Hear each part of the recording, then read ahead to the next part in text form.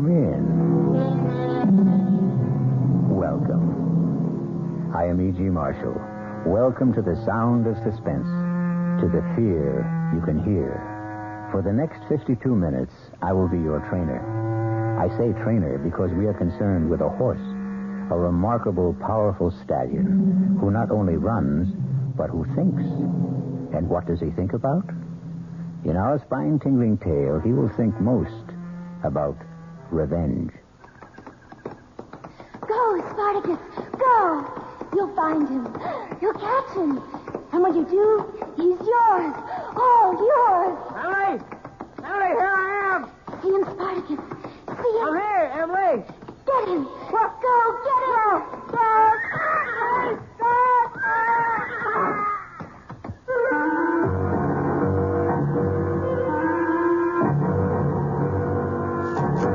Our mystery drama, Death Rides a Stalion, was written especially for the Radio Mystery Theater by Sam Dan and stars Mason Adams. It is sponsored in part by Anheuser-Busch Incorporated, brewers of Budweiser, and by the Kellogg Company, makers of Kellogg's Special K cereal.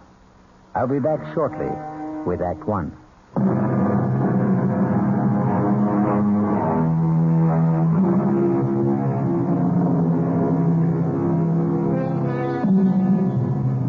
He's a big 5-year-old chestnut stallion.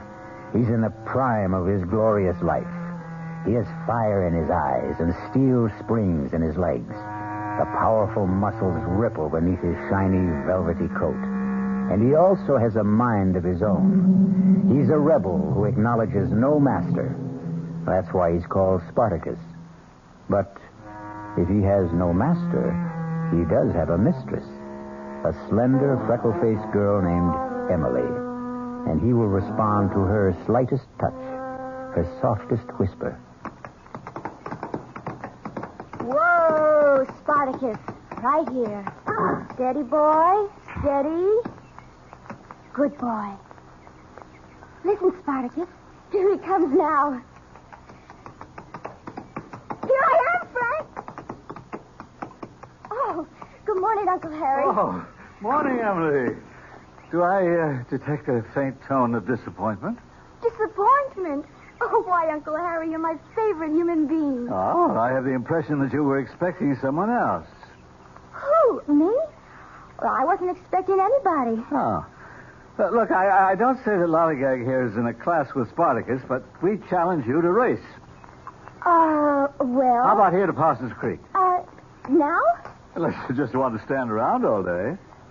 The truth is, Uncle Harry, I am waiting for somebody. Oh, that's the secret of your early morning rides. And who is your partner in these assignations? Frank. Oh. Well, there's no accounting for taste, I suppose. I think I'll commune with nature on my own. Up, Lolly, here. Uncle Harry, wait. Whoa there, Lolly.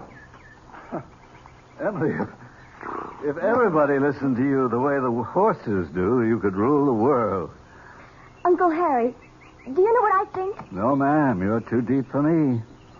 I think this morning Frank's going to ask me. Ask you what? Ask me what? Ask me to marry him, of course. Why would Frank do that? Why would he... Oh, I suppose I'm not really pretty enough for a man to ask. No, Emily, I never meant to imply that. Why, you're even prettier than Judy. No, I'm not. Nowhere near. Well, it's just that I thought... What did you think? Well, Emily, it's obvious that Frank really... What's obvious is that you dislike Frank, and therefore you don't even bother to know him. Frank looks for more than a pretty face. Has he given you any indication? Well, of course he has. Really? Well, what did he say? He didn't say anything. Does he have to? It would help. Uncle Harry, I know by the tone of his voice, the way he looks at me, everything about him, everything tells me he loves me. And I love him. Oh, how I love him. You think I'm crazy? I think I'll ride back to the house and have some breakfast. Well, this is the last time I'll bare my soul to you. Darling, look, I wouldn't want you to get hurt. I'm a big girl now. You don't know very much about men. Maybe, but I know what I like. Well, sounds like company's coming. Good Hi. morning, sir. Good morning, Emily. Good morning, Frank. Well, look who's here. Kind of early in the day for you, Judy. I know, but we're out to spread the news.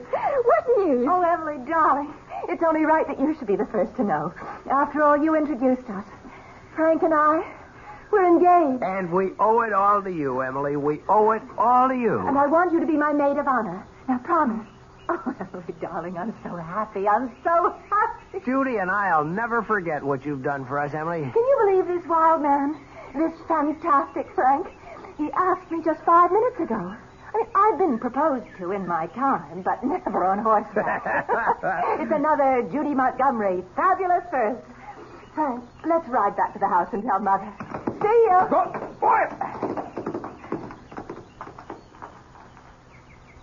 Emily. They used to say, always a bridesmaid. But this time I'm doing better. Emily, I tried to I'm tell maid you. of honor. Maybe I'm getting there. Emily, he's not worth it. He is to me. Darling, please don't ride this morning. Why not? You're upset. I'm not upset. Oh, I can tell. All right, I'm upset.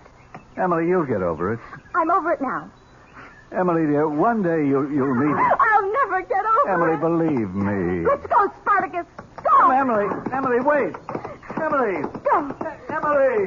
Come on, Spartacus. Emily. Come on. Slow down. Faster, Spartacus, faster. Emily, you'll hurt your horse. Faster, Spartacus. Emily, please, you'll kill yourself. Go, Spartacus, go. Emily, look out. Jump, Spartacus, up. Emily, stop. Up, Spartacus, up.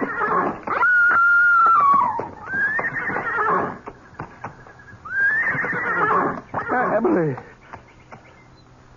Oh, no. No. Emily.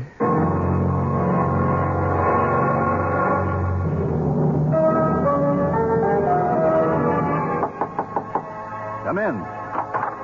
You wanted to see me, sir? Oh, it's you, Frank.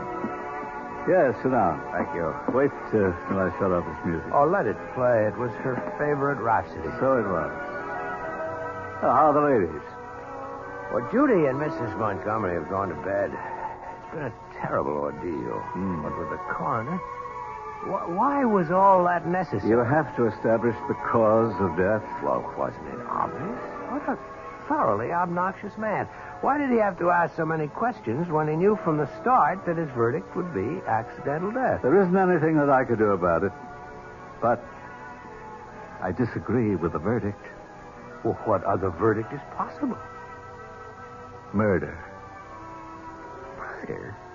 What? Do you mean someone killed her? Yes? Who? You. Me? Yes, you. But that's impossible. Why is it impossible? Well, because I wasn't even there. You were there. What are you saying, sir? You don't have to call me sir. Don't pretend with me. I can see through you.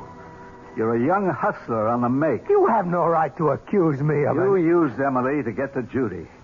You're going to marry Judy for her money. I don't think I have to sit here and listen to There's nothing intrinsically wrong with marrying for money. Does anyone seriously believe that poverty improves the quality of love? I married Mrs. Montgomery's sister for her money.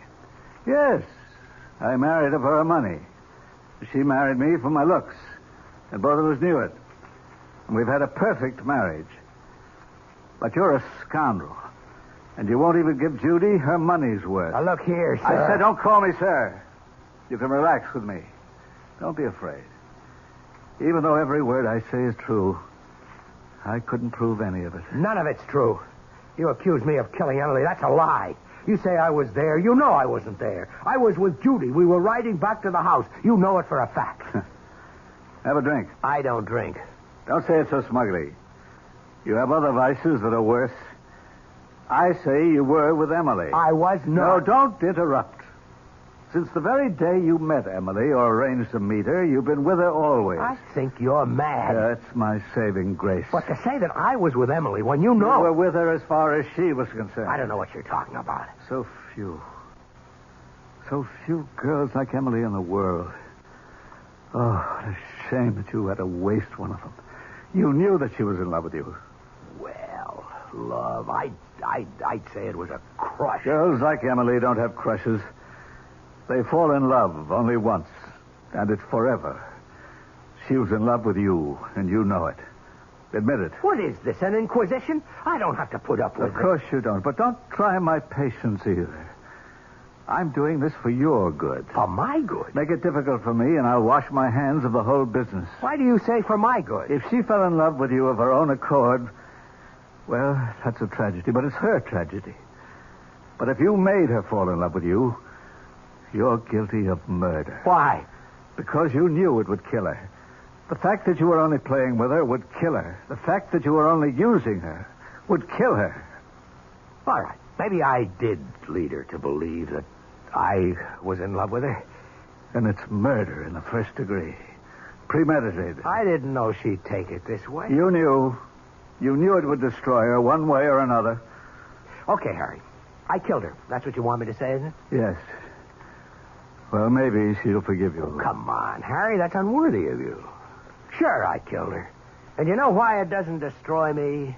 Because she was a girl who walked around saying to the whole world, kill me. Please, somebody kill me.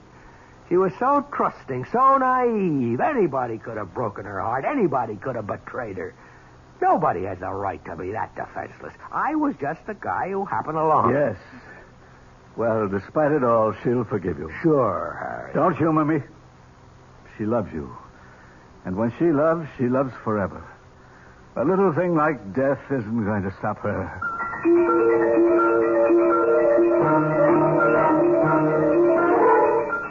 Good morning, Mac. Morning, Mr. Frank.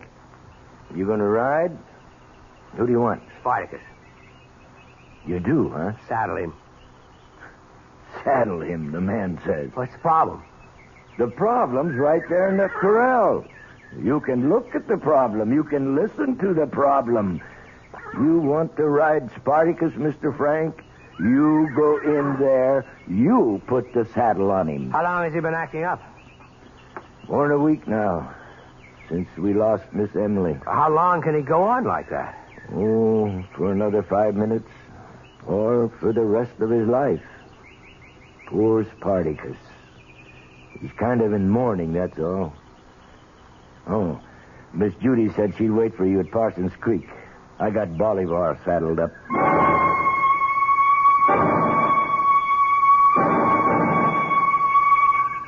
You know, Frank, ever since I was a little girl, nice things have always happened to me here at Parsons Creek.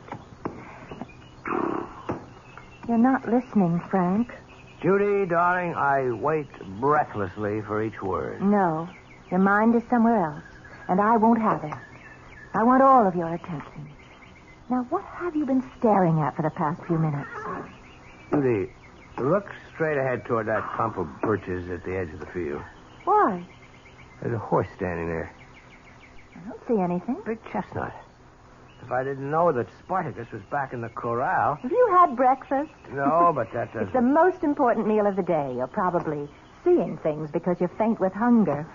What do you mean you don't see anything? And it gives you a bad temper, too. Judy, don't joke with Missing me. breakfast is no joke. We're going to go right back and get you some. That's Spartacus standing there, and someone is on him. Wait. Whoever it was just moved behind the trees. Come on. Where? We're right over there. I'll prove it. I didn't see anything. I don't have to prove anything. Wait here.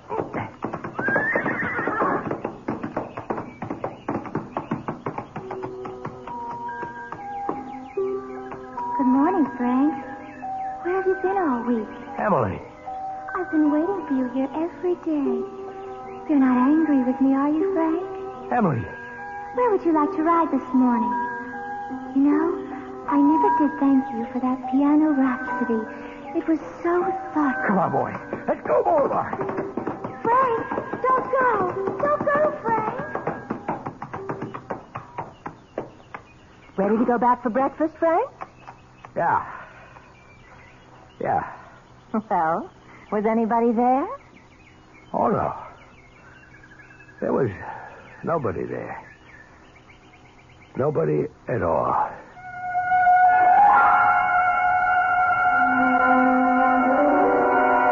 It could be a bad dream. And everything will be all right when Frank wakes up. But how can he wake up when we all know he hasn't been sleeping? We'll return shortly with Act 2.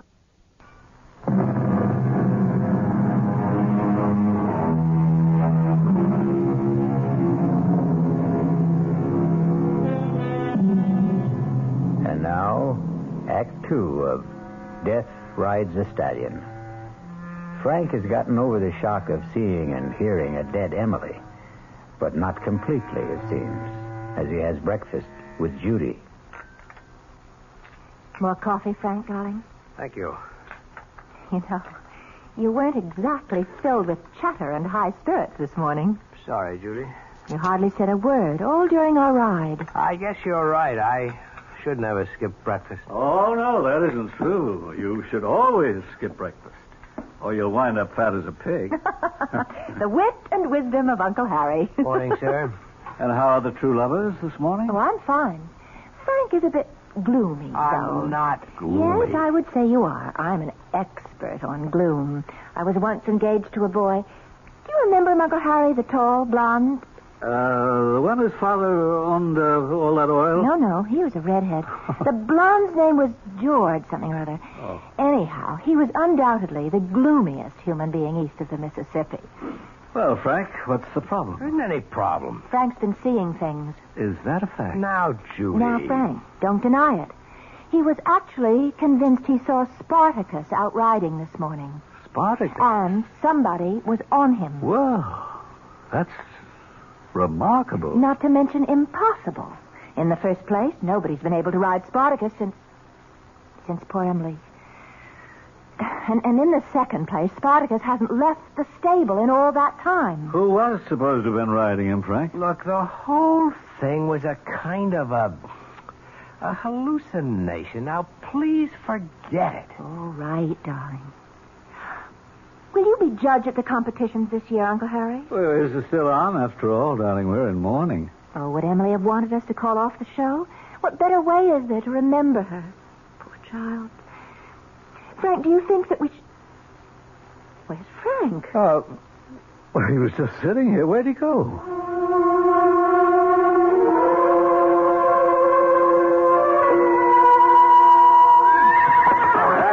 Come on, Spartacus. Come on, calm down, boy. Calm down. Everything's all right. Everything's going to be all right. I want to talk to you.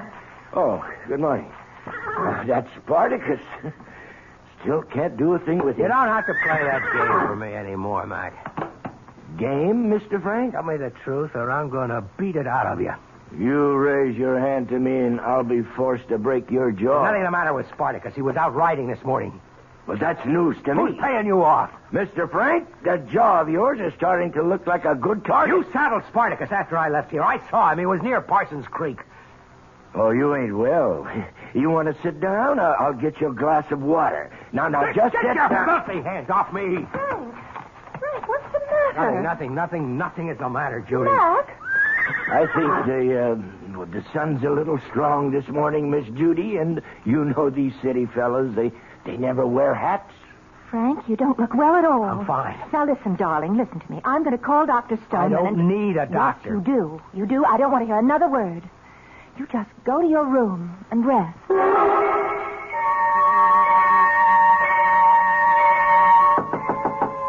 Come in. Oh, it's you. Darling, I don't want to hear another word. Just go to your room and rest. Well, I can tell who's going to wear the pants in your family. Not to mention the shorts and the slacks. When $26 million tells me to go up to my room, I go. There's a bit of an exaggeration there. She only has 23. Well, it won't change my style of living. What's this I hear about you hallucinating? I'll admit you had me going, Uncle Harry.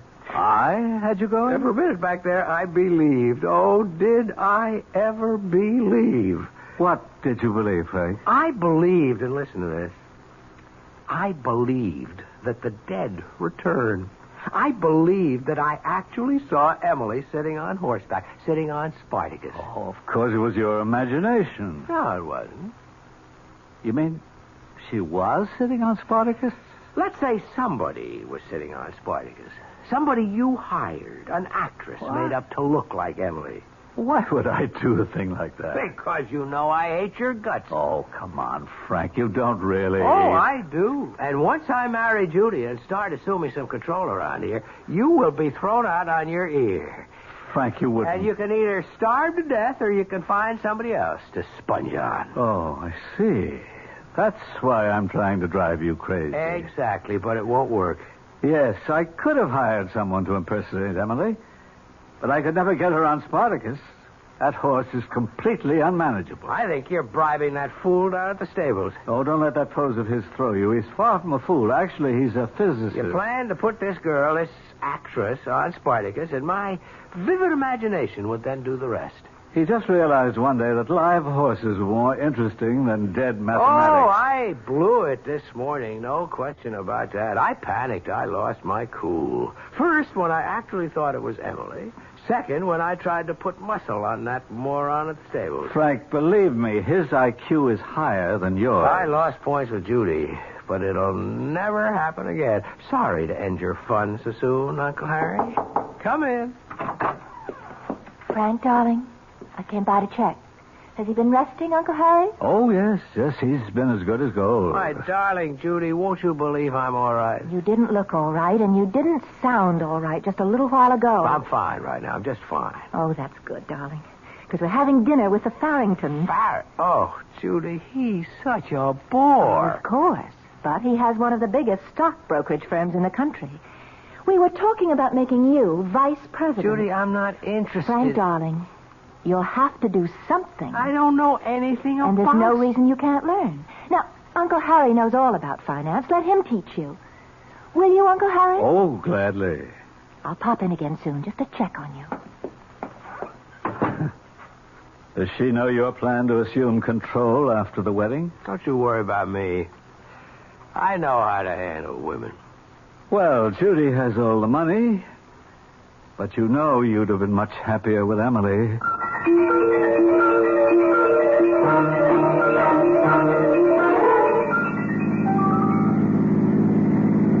I was so proud of you this evening, Frank. You were so attentive and so interested. You hung on Jim Farrington's every word. I'm going to work for him. No, dear, not for him. With him. After all, Mother and I are major stockholders in Farrington and Company. Now, don't you find stocks and bonds fascinating? Slow down, Judy. Why? Slow down. Look out, Judy. Judy, you all right? Oh, of course I'm all right. Why did you make me skid off the road? There was somebody up ahead. I didn't see anybody. There was somebody up ahead on horseback. On a horseback?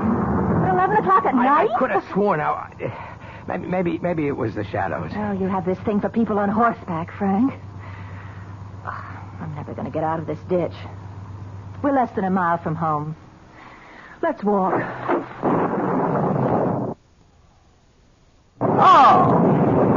Oh, no. We'll have to wait till it lets up. Oh, we could wait all night. Tell you, I can run to the house, pick up another car, and be back in 10 minutes. I was waiting for you to suggest a gallant thing, darling. Mind waiting alone? Why should I mind? These are my woods. Well, there goes.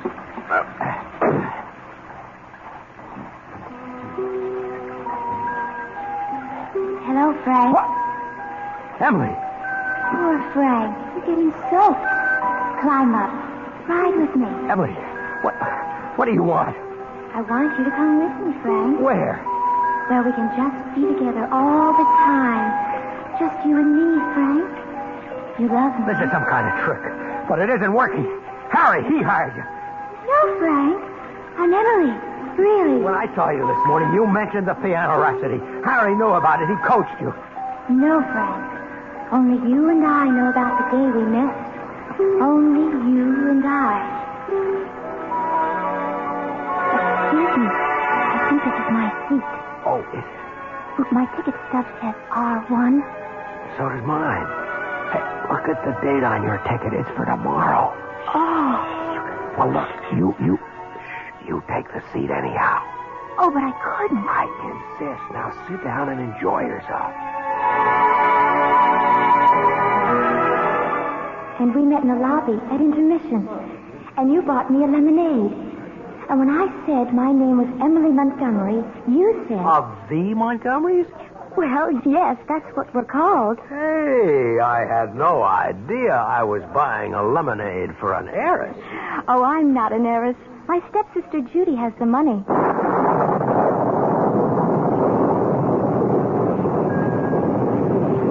Come with me, Frank. No. Don't be afraid, Frank. I love you. I wouldn't harm you. Come with me. I can't go with you, Emily. Why, Frank? Why? Because you're dead. Oh, no, Frank. Love never dies. And neither do lovers. You remember that verse you once recited? So speak to me of parting never. For all who love shall live forever. Keep away from me. Frank, I forgive you for Judy. Keep away, I said. You were poor all your life, and when she smiled... Keep away, please. But I'm the one you love. I'm the one you want. Come with me, Frank. Keep away from me. Frank! Don't go, Frank! Keep away from me. Keep away from me. Keep away from me.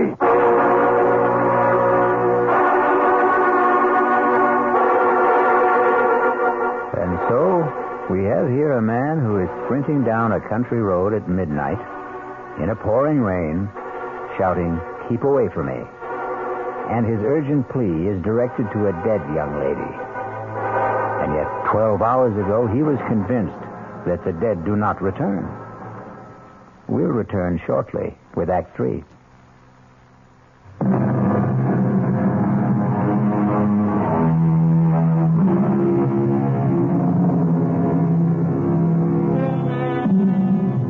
A lonely country road in the dead of night.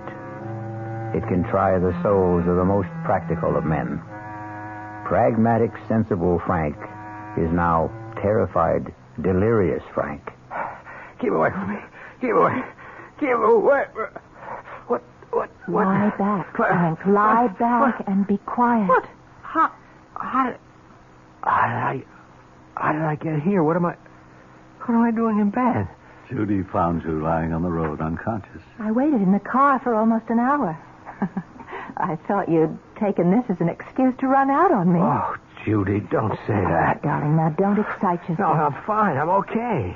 See, the rain had let up, and I started to walk home. And there was someone lying in the road. And it was you. What happened, darling? I must have tripped over something, or maybe I ran to a low-hanging branch. I guess I was knocked out. And you kept moaning, "Keep away from me." Why? Well, Who? I don't know. I guess I must have been having a nightmare. Well, listen, the first thing in the morning, we'll see Dr. Stoneman. But right now, what you need is some sleep. And we'd better leave you alone. You coming, Uncle Harry? Yeah, just a minute. Frank, dear, you look very tired. You try to get some rest. Good night, my darling. Good night.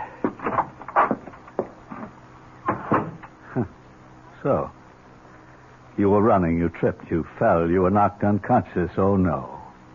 No, that story won't do. You don't have a mark on you. What are you talking about? She's starting to have second thoughts, Frank. Bad move. You should have chosen Emily. No $23 million there, but she wasn't exactly a welfare case either. It won't work, Uncle Harry. You can't hope to psych me out of it. Nobody can psych me out of it. Little things, Frank. Little straws in the wind. For instance, she just said, "I waited in the car. I thought you'd taken this excuse to run out on me." What she really meant, Frank, she might be looking for an excuse to run out on you. Enjoy yourself, Harry. I've been with that girl through, it has to be at least a dozen engagements. Each one is like a fever. It runs a predictable course. And you can always tell when she's reached the crisis. She becomes thoughtful.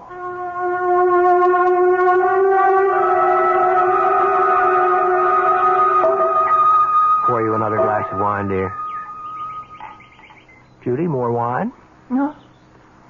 thank you. What a glorious spot for a picnic. Frank, did you tell Dr. Stoneman everything? Of course. You heard what he said. I am 100%. Did you say anything about that mysterious rider? What mysterious rider? Oh, I know for a fact you've seen it twice. Once yesterday morning and again on the road last night. The rider who's supposed to be on Spartacus. What's there to say about it? It's impossible. Who can even get a saddle on Spartacus these days? Then why do you keep seeing him with someone on his back? Judy, darling, didn't you ever have a momentary flash? Well, an illusion? No, not really. I take after Dad, both feet on the ground. You know, it's a pity you never knew my dad. There was a man for you. You're a lot like him, except when you get these, what do you call them, delusions? No, he wasn't like that at all. Who's that coming? I don't see anybody. Oh, Frank, not again. Hello, Frank. What's the matter, darling? Nothing. Nothing is the matter. I'm fine. Well, you don't look it. Come with me, my dearest. Frank, are you sure you don't have some deep, dark secret? Come with me. She won't mind if you come with me. I always thought I wanted to marry a man of mystery, but... Judy and I, we grew up together. We loved each other as sisters do. Frank, are you sure you haven't been drinking? She wouldn't have taken you if she knew I loved you. Judy, let's go back to the house. But we just got here. No, but please. Don't go with her, Frank. Come with me. All right, we might as well. I can tell you're not going to be much fun today.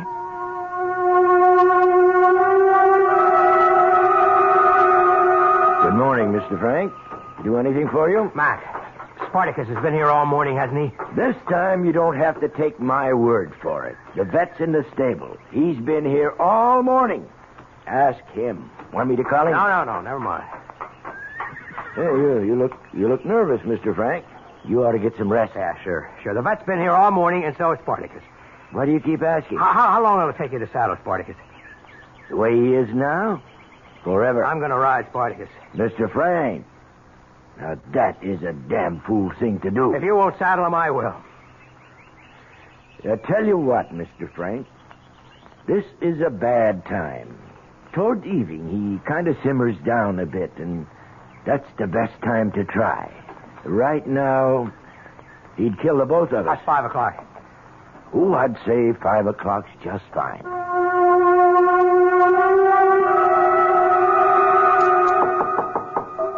Come in. Well, I'm here to attend your education as a budding financier, as per your fiancé's instructions. So, let's begin with something right up your alley. Let me tell you about watered stock. Oh, shut up. People have been talking about you. Mac in the stables, for one. He tells me that you intend to ride Spartacus. That's right. Why? Harry, at first I thought you were out to destroy my mind with an actress who was impersonating Emily on Spartacus. But that's impossible. Might have been fun at that. Now I know for sure that I am having hallucinations. I keep seeing Emily. Oh, that's bad. But as long as I'm aware of it, I can handle it. It's my own mind, and I can control it. Hooray for you. The key to this thing is Spartacus. If I can break that horse, I can break this whole psychological hang-up. Well, that's what you think it is, a psychological hang-up. Absolutely. Judy's also been talking about you. She's a little disturbed. I didn't notice. Yeah, key sign. Tell me, did she talk about her father yet? No. You sure? Well, she happened to mention him briefly. But his name did come up. Just in passing. Oh, bad news for you. Why don't you get out of here? I don't think she'll ever marry anybody. None of this is going to work, Harry. Her daddy was just too overwhelming a man. She's attracted to guys who resemble him. And then when she finds out the resemblance is only superficial, she's done it no fewer than 12 times. Oh, my goodness. You're number 13. Will you get out of here? I'm supposed to teach you how to be a stockbroker. Cut it out.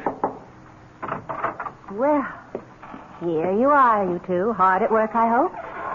How are the lessons coming? The lessons are coming to an end. You mean you've learned everything already? I don't intend to learn anything. I don't care about finance. I won't go into an office with that idiot Farrington, and when we're married, I intend to make the decisions. Well, of course. Now, what did you want to see me about? I just came up to find out if you were all right. Obviously, I'm fine. Oh, well, I'll see you at dinner. That's how you handle women, Uncle Harry. That's how you regain control of your mind. And now, I'm going for a walk. Oh, if you happen to see Emily riding Spartacus, say hello for me. Hello, Frank. Emily, you're either in my mind or you really are out there. I'm out here, Frank. Either way, I can live with it. You won't destroy me. Oh, my darling. I'm not here to destroy you. I'm here to save you. Emily, I don't love you. Believe me, I used you. I used you to meet Judy.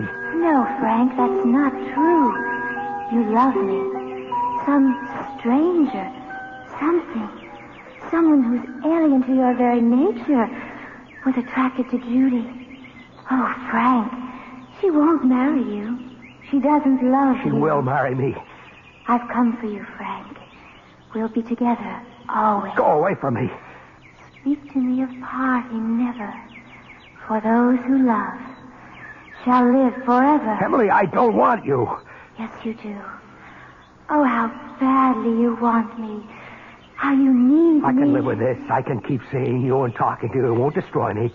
I'll just get used to it. I will get used to it.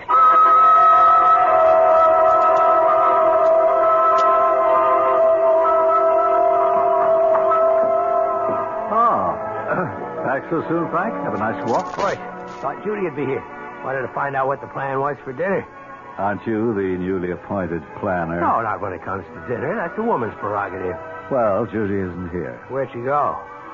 She left for the airport. Why? I wouldn't know. Did something come up suddenly? Probably. Oh, she left you this note. Thanks. Frank, darling, how lucky we are to find out sooner rather than late. Obviously, it isn't going to work. The one thing I must have in my life is someone solid, dependable, someone who has a clearly defined goal and purpose. You're wonderful, Frank, but so moody, so unpredictable. How ironic. You would have been just right for Emily. I realize that now. Had she lived, I'm sure you would have found each other. I hope we can meet again as friends. Judy. Well, Frank, I'm sorry. Let me pour you a drink. I'll ride that damn horse. I'll kill him. Frank! Yes, Mr. Frank. Did you saddle Spartacus? No, sir. Saddle him. I have strict orders from Miss Judy that no one's to ride Spartacus at this time. Anyhow, sir, he's impossible. No. He's standing there very quiet. Well, that's just for the moment. Frank. Oh, Frank, And darling. there's Miss Emily. She's getting ready to ride him. Miss Emily? There she is, right beside him. You see Miss Emily? Of course. Come with me, Frank, darling. We'll be together now. Yes, Emily. I was so foolish. Mr. Frank, please tell me, who are you talking to? To Miss Emily? Come, Frank. Yes, Emily. You're all I have. Climb up behind me. We'll ride Spartacus together. Hey, Mr. Frank, where do you think you're going? You can't go in that corral. That horse will kill you. Spartacus, look at him. So still, so gentle. I can't let you go in there. It's all right. Emily and I will ride him together. Come, Frank. I'm waiting. Go on, Miss No, Mac. but Mr. Frank, Bert, quick, come on, give me a hand. I can't hold you. I'm waiting, Frank. Let me go. I'm coming, Emily. Mr. Frank, get out of that corral. Climb on, Frank. Climb on. Get away from that horse. Get away. Don't be afraid of him, Frank.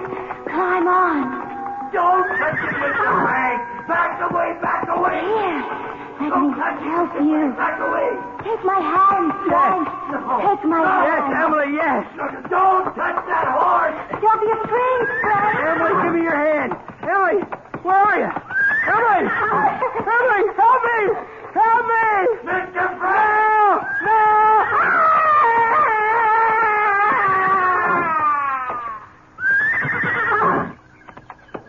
Bert, get a rope.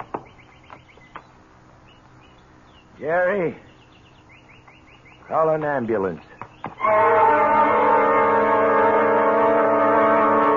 As you can already guess, the ambulance was too late. But, as the poem says, those who love shall live forever. If Frank truly loved Emily at the end, then both of them will be together somewhere, forever. I'll be back shortly.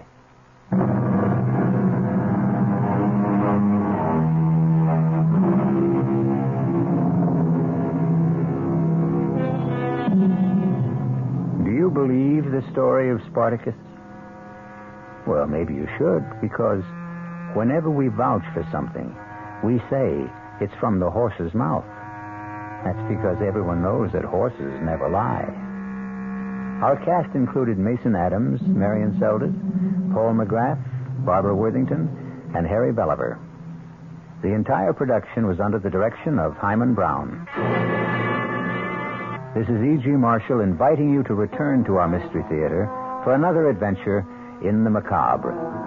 Until next time, pleasant dreams.